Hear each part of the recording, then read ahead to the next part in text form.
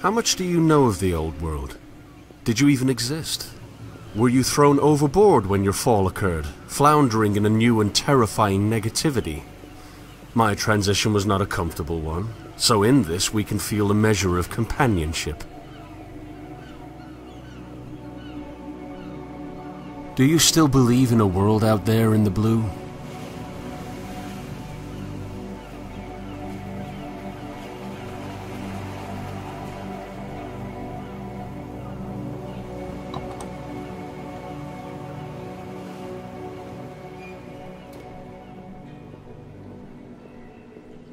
Books on top of books on top of books. Voices creeping in from the vasts of a larger and more ancient world, now trapped in the claustrophobia of narrow minds and cold halls. The old world was worthy of the waters that still flow from the inland. These green pipes that provide us with the basic sustenance we need for a pointless existence are nothing but charitable structures for an already stagnant populace. In this sense, our ideas never change because we rejected the source for its fruits.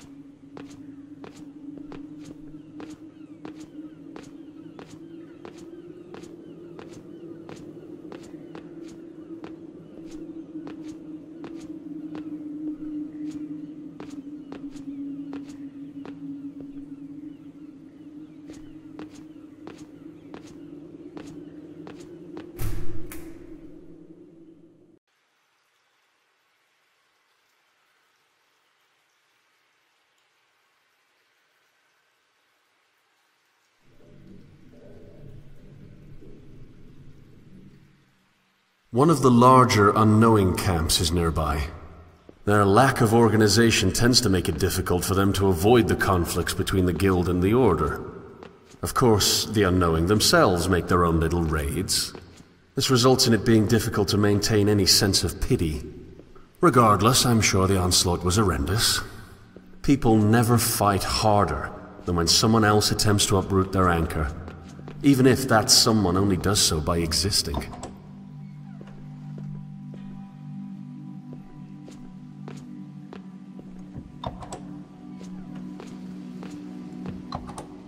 We're getting closer, Leviathan. I'm sad to say that our time together might be ending.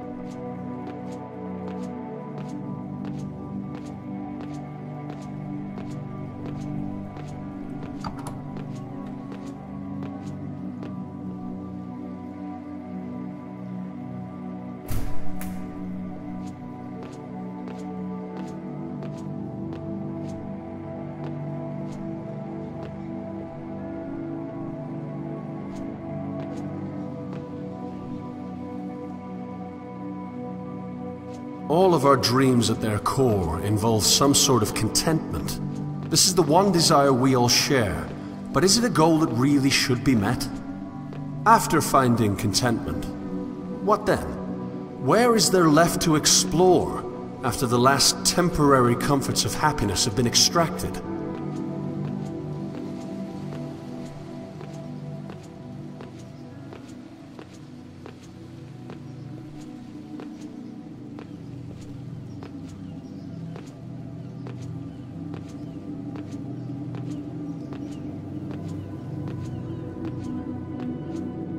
Our island is plagued with the fruits of a collective mental landscape that defines us as desperately holding on to something correct.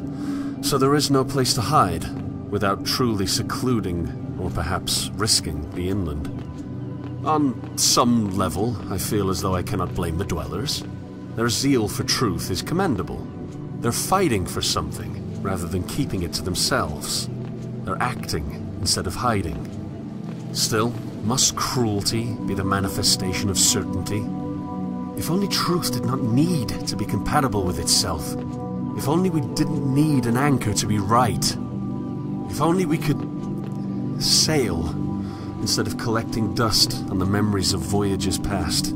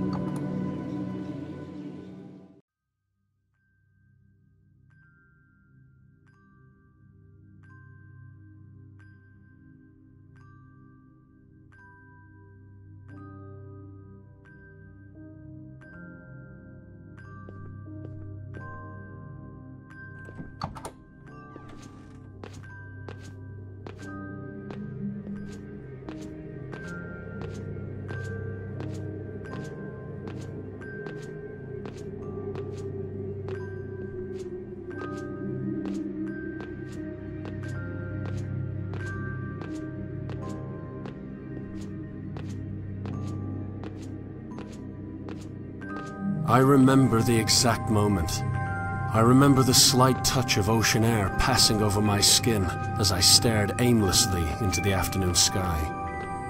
It's interesting how, though generally more depressing, I actually preferred a cloudy sky to a clear one. Two vast expanses of blue separated do not have that quality of diversity that a more speckled display boasts. This is not to say that a cloudy sky is wholly unfortunate, because there were moments amidst the grey that I learned to dwell in. I learned to live in the moments where the heavens would tear through the sky as if digging through dirt, creating little bursts of pastel light in the otherwise desaturated gloom. It's as if clouds are nothing but a frame. I wonder if without them, happiness would turn into a flat portrait of stagnation.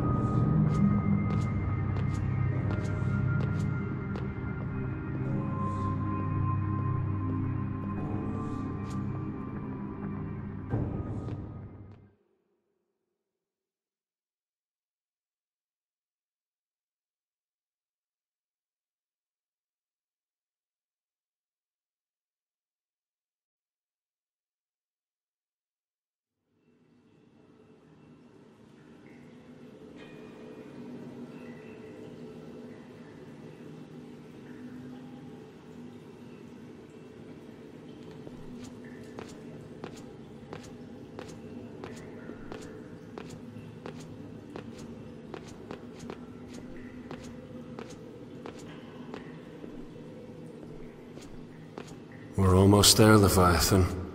The final step between me and the old city's upon us. I wish I could take you along.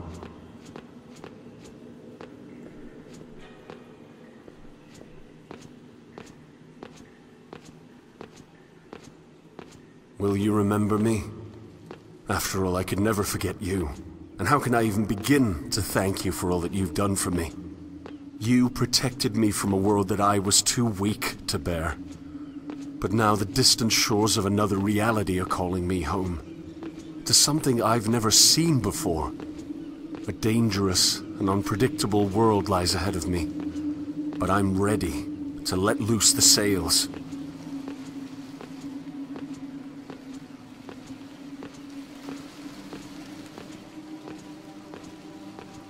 Here it is. The leap. Goodbye, my old friend.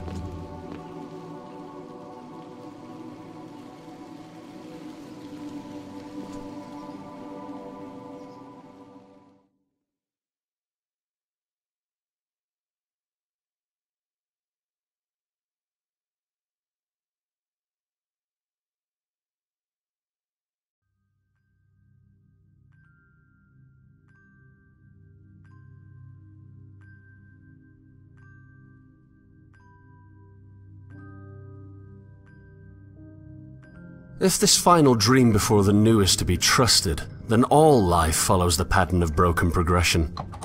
Some call it redemptive history, still others call it galvanization, yet the trajectory is undoubtedly the same. We exist on a familiar shoreline, with the waters lapping at our feet. We look back and see an explored and thus frozen world. Then, as if subconsciously recognizing the need for change, we dive into a prison of even further inactivity. My prison was my only friend, it seems, but even he saw fit to spit me upon a new shore.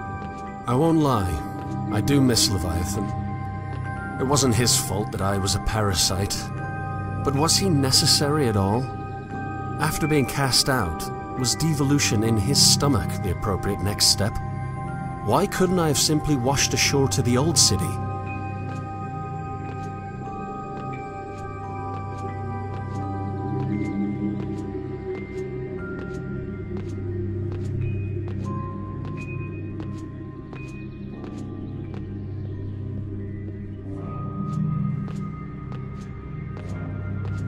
When I was a child, I was given a rowboat.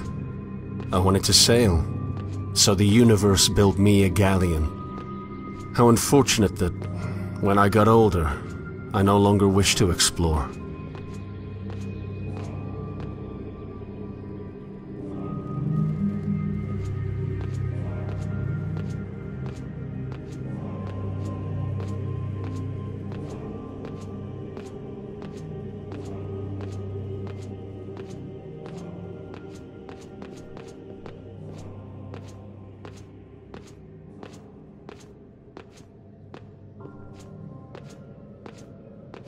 I am going to explore again. I'm going to board my vessel and sail into an unknown world to dream all the more. I'll leave this dream behind to feel the sand of other shores in my hand and let it loose as I travel inward towards newness. First, however, I'll make one last dive into abyss.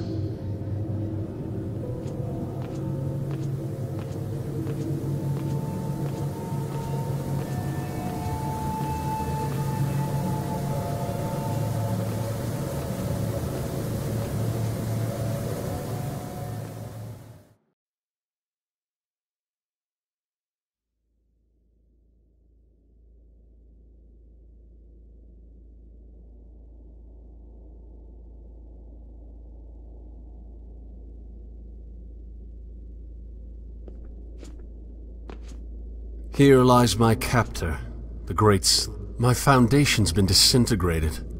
I'm left with nothing but void. However, the baby of belief need not be thrown out with the bathwater of certainty. An assertion from an assumption is still an assertion, making any deduction from that foundation subject to critique.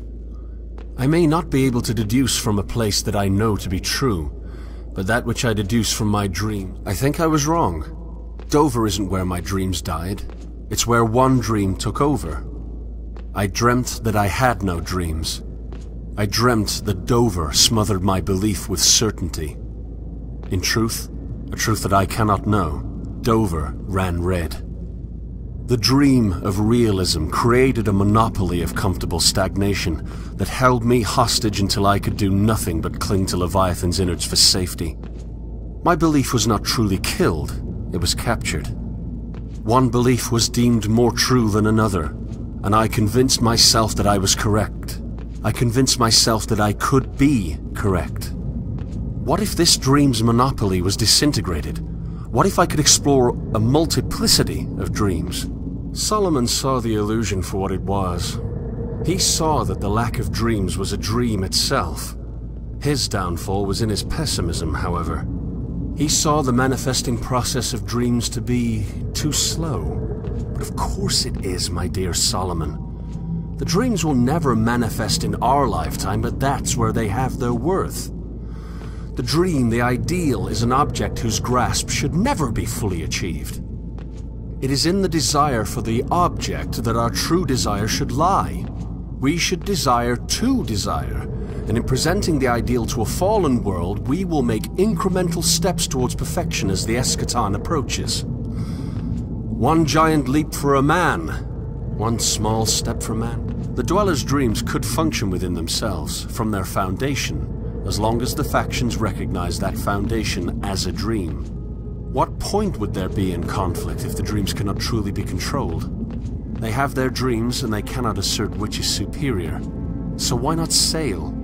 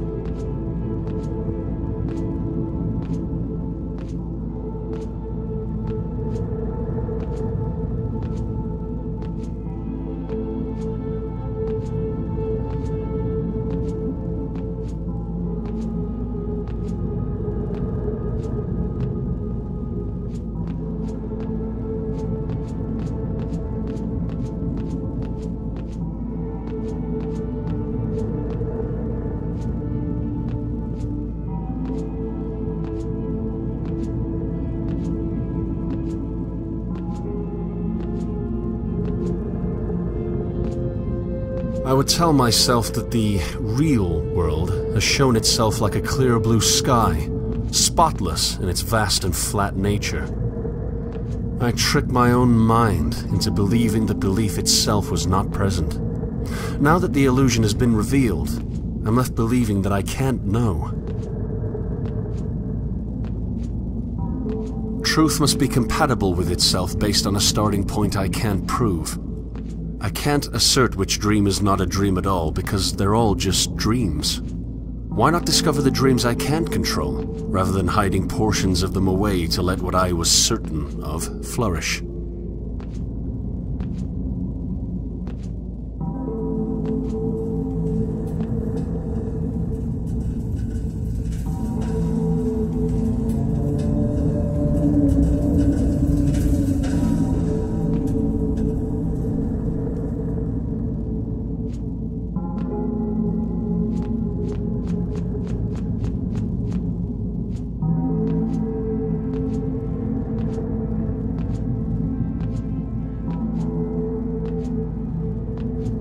One last look at my cage.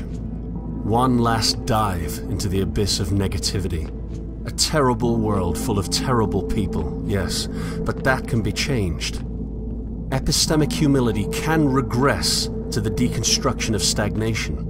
What I previously thought to be stagnation itself, the lack of any true knowledge, is simply the deconstruction of an anchor. Freeing us, I swam the depths, the unexplored. I confronted the bottom of the redemptive checkmark.